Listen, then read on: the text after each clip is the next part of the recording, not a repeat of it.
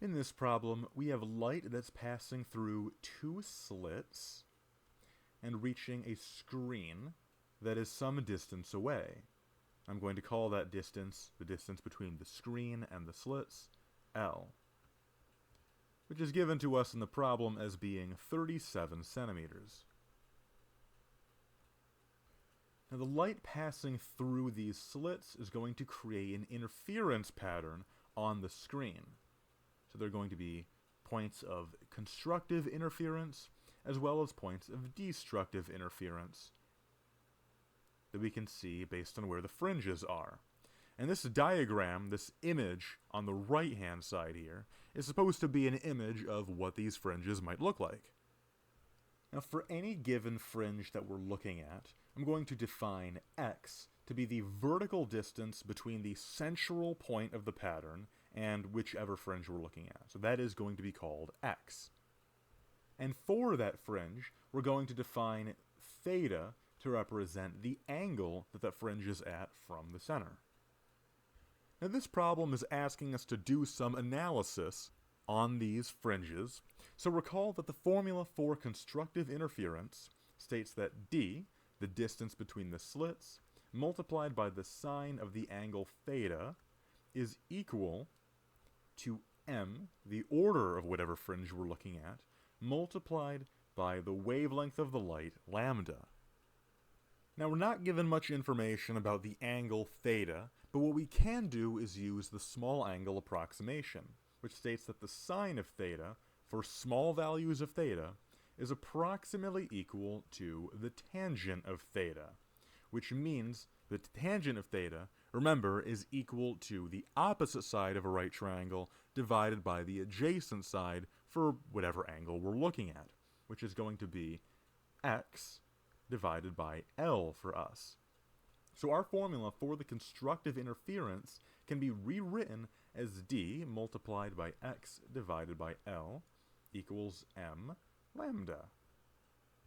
And the problem here is just asking us to solve for the wavelength, so we algebraically solve for lambda by dividing both sides of the equation by L. So lambda equals dx divided by m times L. Now the problem gives us the values to use for d and L, because L is just the distance between the slits and the screen, and d is the distance between the two slits themselves. But x and m are not given to us in the problem, and this is when this problem gets a little bit weird, because the problem kind of tells us that we need to actually take the image and actually put a ruler up against it and measure it. And that's when this gets a little weird, because then you'd have to actually take the book, the textbook where this problem's from, and physically put a ruler up to it to measure it, which might be weird because I feel like those values would vary depending on what printing of the book you're looking at, unless they're all standardized in some way so that they all have the same values. I'm not really sure, and it's a little frustrating because it also means that I can't really demonstrate the measuring process in this video. But what I will say is that what I've found and that what I've been told is that a width of 18 fringes corresponds to a distance of about 25 millimeters. So this means that for an m value of 18, our x value is going to be equal to 25 millimeters.